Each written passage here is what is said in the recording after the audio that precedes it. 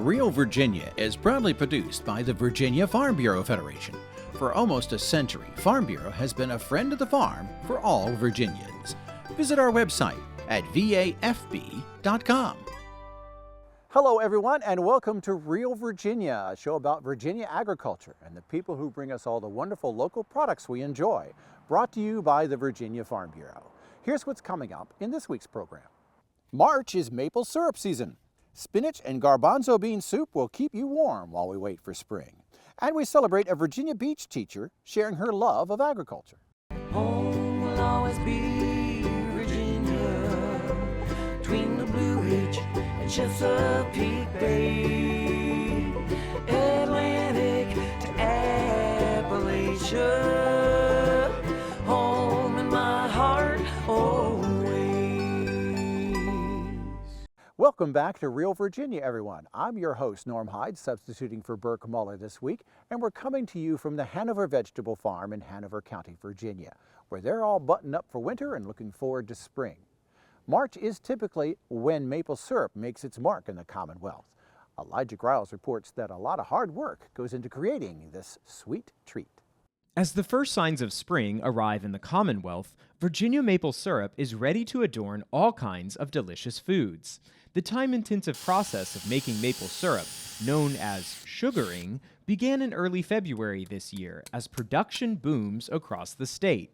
Dan LaPrey says his sweet dream began while on a tour of a maple syrup operation. My wife nudged me saying, well, this is something you could do if you retired. And I kind of chuckled and I said to her, I don't know how am I going to do this? I don't know how to do anything. I'm a lawyer by training. We don't know how to do anything practical. What do you mean? She said, you can figure it out. Okay, yeah, sure. Well, a few months later, she comes home from work and says, hey, my coworker's brother-in-law makes maple syrup and he lives 5 miles from us. You could learn from him. LaPrey taps red maples in Loudoun County, which is second in Virginia in maple syrup production, with over 200 gallons in 2022, according to the Census of Agriculture. LaPrey says that tapping the maples for sap is easy, at least for the first 100 trees. So I'm going to go right in the middle here, and you just drill a hole.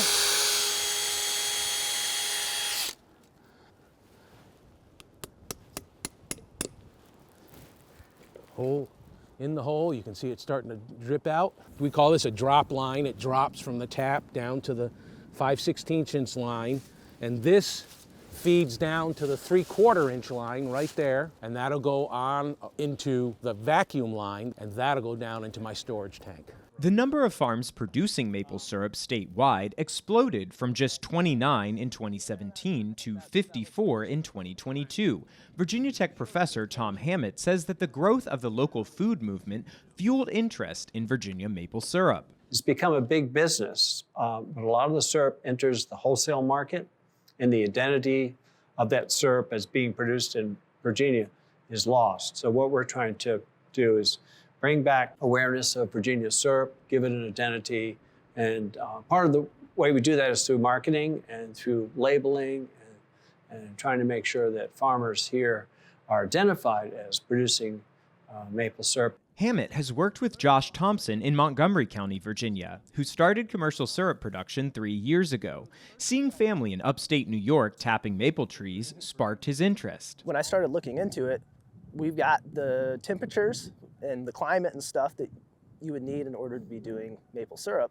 So that's kind of when I started thinking, well, maybe I want to do it down here. I've got hundreds and hundreds of maple trees around here at the farm. So why not? Give it a try, see if it works. Thompson expects to produce over 20 gallons of maple syrup this year. Highland County in western Virginia is still the leading producer in the state and the center of maple syrup celebration. If you haven't been to Highland County on the second and third weekend in March, you've got to come. We go from roughly 2,000 people in the whole county to 38 to 40,000, and it's overnight. There's 9 of us, 9 sugar producers that are open for the public. Each one is different. Tim Duff and his wife Terry have been making maple syrup for 27 years. Their specialty is doing things the old way. Most of what you see here with the exception of the stainless steel milk cans that we store the syrup in. Everything else is from 1850 to about 1920, maybe 1925. Kerosene lanterns, wood-fired pans, wood-fired kettles. We do it the most labor-intensive way that you can, and we enjoy it. Duff says he employs traditional methods to keep sugaring's heritage alive. Sixth-generation maple syrup producer Jay Eagles says that the sap flows best when the weather conditions are right, with below-freezing nights and above-freezing daytime temperatures. It's on average around 46, 48 gallons of sap water to get a gallon of syrup. Some days here, we can get anywhere from 2,000 gallons of sap to 27,000 gallons of sap. It depends on the flow. And on a good day like that, yeah, you're busy. Eagle uses a computerized evaporator during peak production periods, but also has 2 wood-fired evaporators. The evaporators boil off water from the sap until it reaches the required level of 59% sugar to be syrup. Eagle says that for himself and other producers, the work is non-stop until their syrup is on the shelf. My day starts and ends here. I'm here by 6 in the morning, and then when I leave, it might be 9, it may be 2 in the morning, it may be all night. Depends on what comes in. But it's got to be boiled as fast as you can and get it locked down in the drums to have the best syrup and to save it. Collect, boil, process it, and put it in drums. Once in the drums, hey, that's like money in the bank, only it's in a barrel. So. Farmers of all sizes are excited to give Virginians a sweet taste, or more, of maple syrup. Those looking to find a local producer can search online or visit the Highland County Maple Syrup Festival the 2nd and 3rd weekends of March. For Real Virginia, I'm Elijah Griles.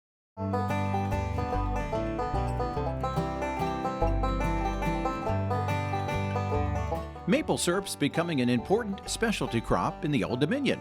The 2022 Census of Agriculture found that producers were making syrup on 54 farms that year, almost double the number of syrup operations from 5 years earlier. An estimated 2,015 gallons of maple syrup were produced at sugar camps in 2022, generating $125,000 in cash income. The census found that most syrup producers have smaller operations, tapping less than 99 maple trees. Maple syrup is not the only high-dollar product produced from tree sap. Several Virginia producers are also creating birch, walnut, beech, and sycamore syrup. I'm Mark Viette. Coming up on In the Garden, I'm going to talk about one of my favorite trees, the redbud tree. Stay with us. Farming is a rewarding way of life, but it can also be full of challenges. If you or someone you know is struggling, call or text the AgriStress helpline at 833-897-2473. It offers 24/7 access to professionals who can support someone in need and help find mental health services in your community. Please make the call, because healthy farms depend on healthy farm families. That's 833-897-2474. As the days get longer, Virginia gardeners start looking for one of the first signs of spring, the beautiful eastern redbud. Mark Viette talks about one of his favorite landscape trees in the garden.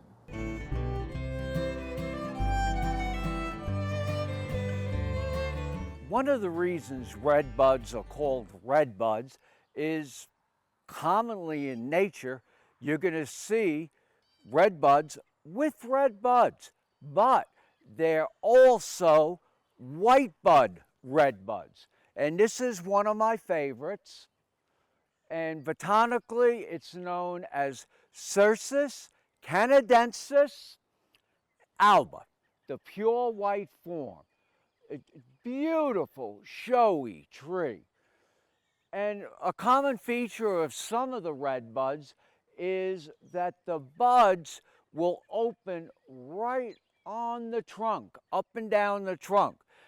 That's a common thing that happens with redbuds. There's different varieties of redbuds that you can plant. You can plant the native one. It's called Cercis canadensis. You'll see it growing in nature. But they have come up with new hybrid redbuds. Not green foliage, but maybe purple foliage or pink foliage. Two of my favorites, one is Rising Sun.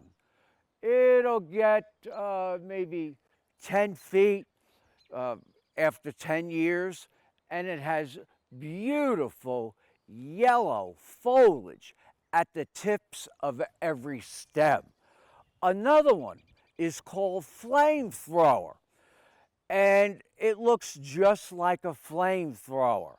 So internally on the foliage, it's going to be more of a shade of green, but it turns into a fiery orange, just like a flamethrower.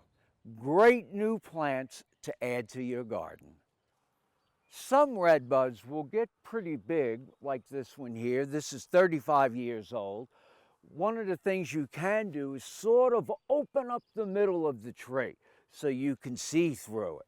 When you're pruning, always cut back to a side branch. If you leave a stub, it's very difficult for the redbud to heal over that. And one of the nicest things that I like with redbuds, look at these beautiful clusters of flowers up and down the main limbs and trunk. Consider planting a redbud in your own garden. I'm Mark Viette. Join me next time in the garden. Email your garden questions to viette@viette.com.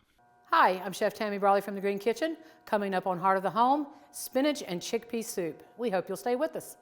Every year, 500 people in the United States die in an all-terrain vehicle-related accident, and another 1,000 people are seriously injured.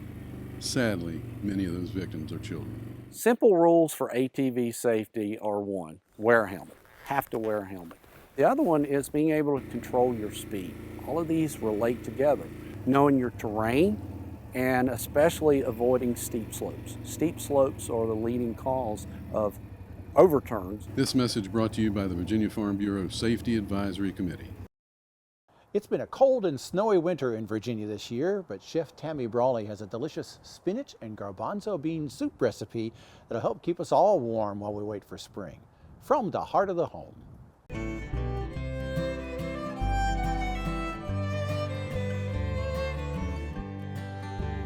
Hi, I'm Chef Tammy Brawley from the Green Kitchen. Today on Heart of the Home, I'm going to show you guys how to make a delicious soup using some fresh spinach, which is certainly available from your farmers markets, and we do know that some farmers actually will use greenhouses to give you an even earlier season of fresh spinach.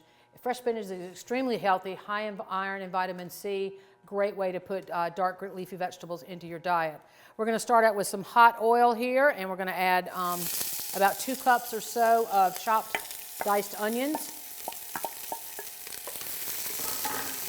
You want to go ahead and get that moving pretty quickly. You don't want them to brown if possible, but if they do, it's just a little extra flavor, so don't stress about that. They'll take a few minutes to soften. Now I had my heat fairly high, so they softened a little quicker than I was expecting, and that's totally fine. We're going to come back and we're going to add some fresh chopped garlic. And then we're going to add our spices here. We have allspice, we have cumin, we have coriander, and we have nutmeg, and we have salt. We're going to go ahead and add that to our recipe.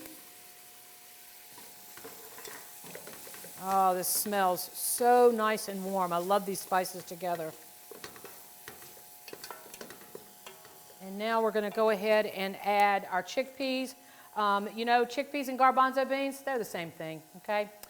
So we're going to go ahead and add 2 cans of our chickpeas.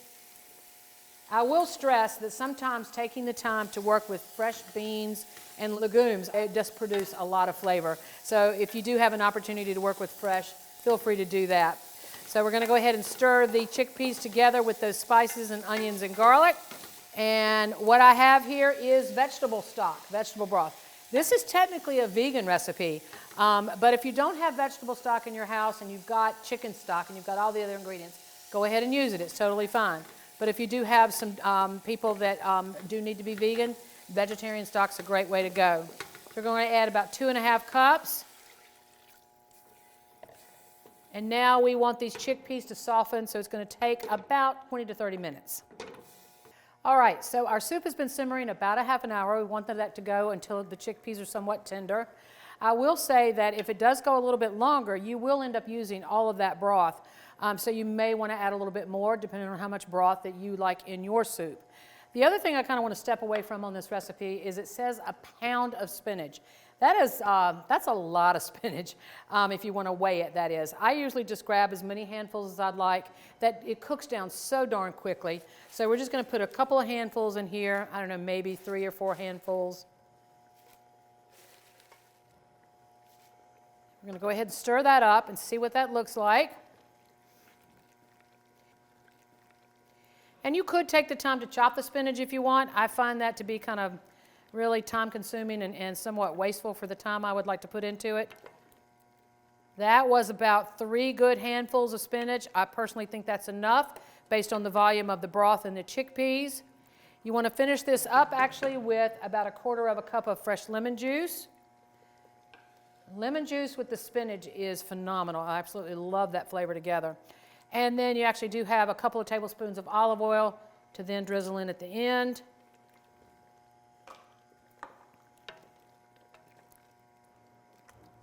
Delicious soup with those nice warm spices we added.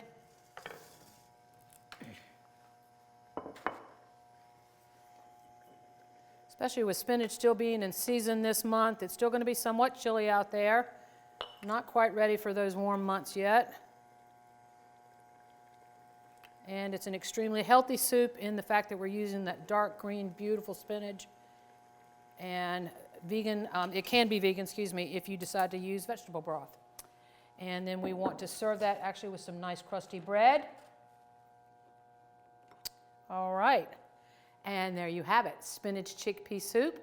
I'm Chef Tammy Brawley from the Green Kitchen. Join us next time on Heart of the Home.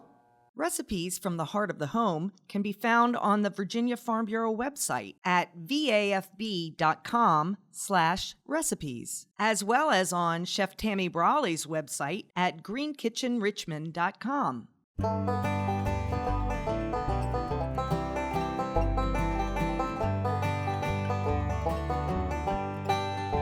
Garbanzo bean is just another name for the chickpea, an important member of the legume family and one of the world's healthiest sources of protein, potassium, calcium, dietary fiber, iron, magnesium, and vitamin B6. Chickpeas are not grown commercially in Virginia because they require a dry climate, sandy loam soil, and a lot of space.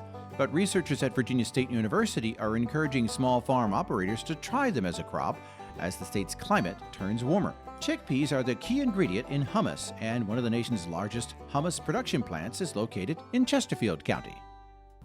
A Virginia Beach teacher is demonstrating the value of agriculture to the community's youngest students. Brooke Muller reports she's been recognized as Teacher of the Year by the Virginia Agriculture in the Classroom program.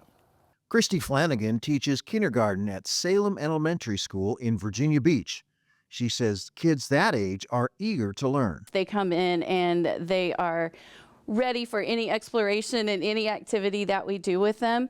And so that makes it just, again, all the more exciting and the more rewarding to work with them. And I think science is definitely an interest for a lot of kids. And so also just my belief that anytime we can make the learning hands-on and experiential, that's always going to be the most impactful for our students. One of Flanigan's most popular tools is the hydroponic tower in the corner of her classroom.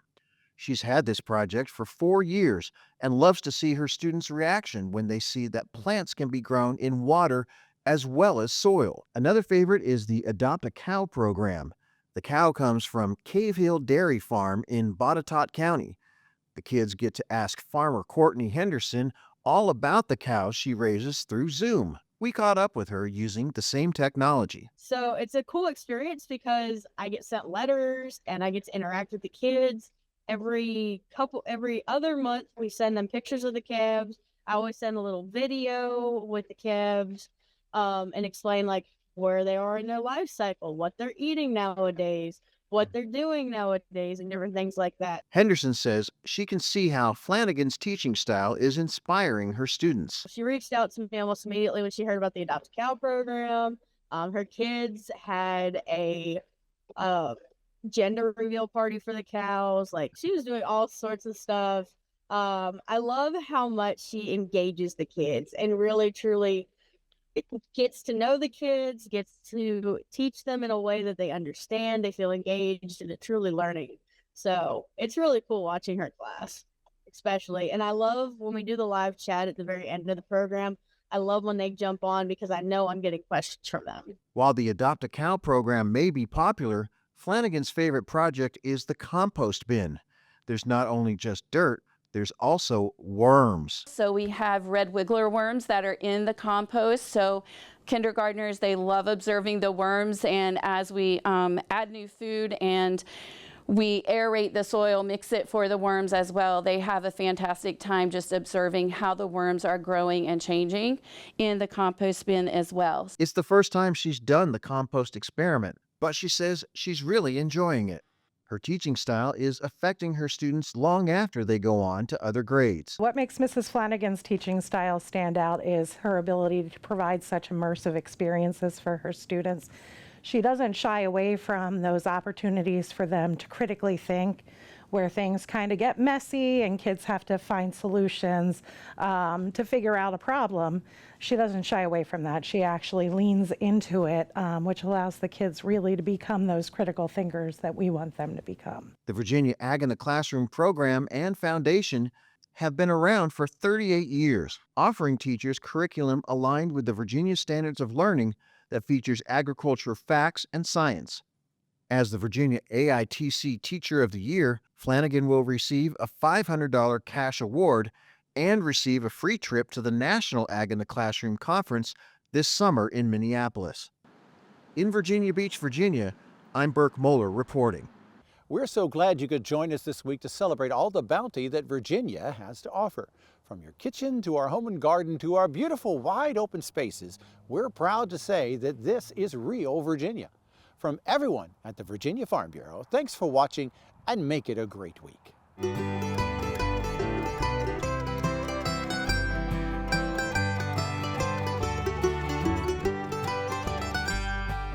Home will always be Virginia, between the Blue Ridge and Chesapeake Bay, Atlantic to Appalachia.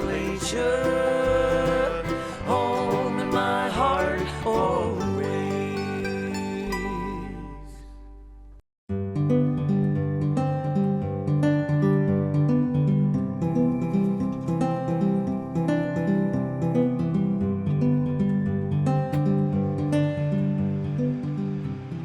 We know that farmers don't always get a chance to hear from the folks who use their products in their homes and on their tables. So we visited the State Fair of Virginia to get some thoughts from our fairgoers on what it is that you do and how it impacts their lives every day. People love to know where their food and fiber are coming from. They love to know who's producing it, how they're producing it, what it all goes into it. They love to know the family aspect, whether it's a multi-generation operation or it's a brand new young farmer or just a brand new farmer. They love to know everything about it. So we're really seeing a push for people to see, where their food and fiber comes from and how it's grown and why it's grown. My name's Orlando Fleming, and I'm from Powhatan, Virginia. Powhatan's a wonderful county. I just want to say thank you to all the guys. We've got some wonderful farmers in Powhatan. We've got probably the best farmers in the world right here in Virginia. And we want to say thank you. We know it's a tough job. It's not a whole lot of big money rollers, but we want to thank you and God bless all of you guys. Virginia's farmers are the best farmers in the world. Thank you so much for farming through pandemics, through good weather, through bad weather, through good times and in bad times. We appreciate y'all so much for everything that you do. There's something important that I want to tell you.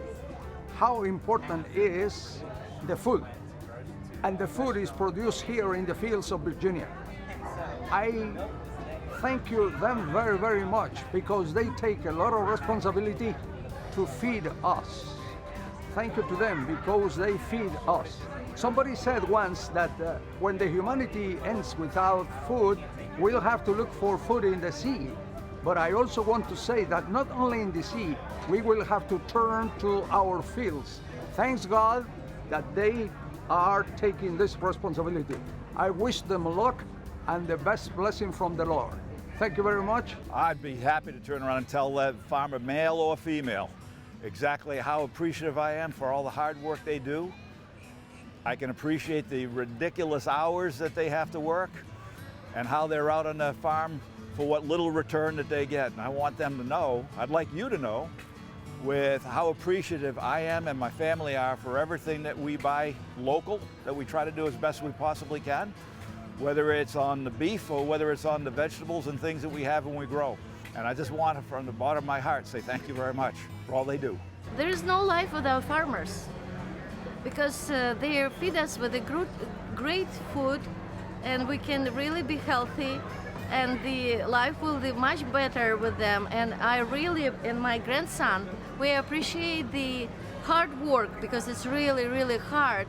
And we appreciate it very, very much when we eat the eggs, beautiful eggs, or milk, or any dairy or meat. We always thank you in our prayers and our thoughts, the farmers who gave us this gift of nature. And I wish them all well and good luck, and be healthy as well as we are because of their food. We'd like to thank the farmers. We have farmers in our family, and we appreciate what you do every day.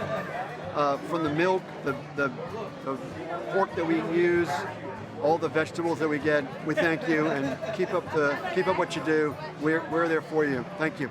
Thank you. I want to say thank you for all that you do. I know it's difficult and very tiring, so thank you for having us to eat healthy, nutritious food.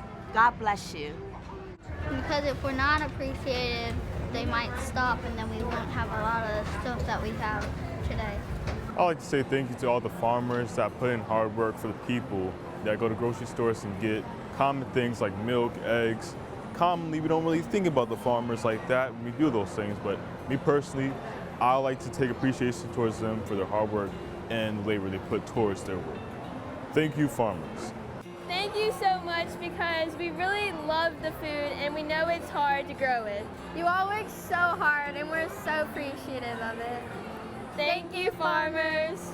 We're thankful for our farmers for giving us all of our food, locally sourced, and taking care of this baby's tummy so he can grow really big.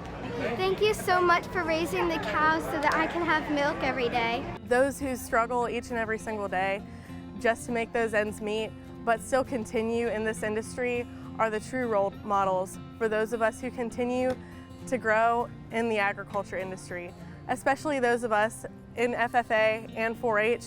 We youth organizations look up to you as you're the leaders of this industry, and we learn and we thank you for all that you do to help continue to support us.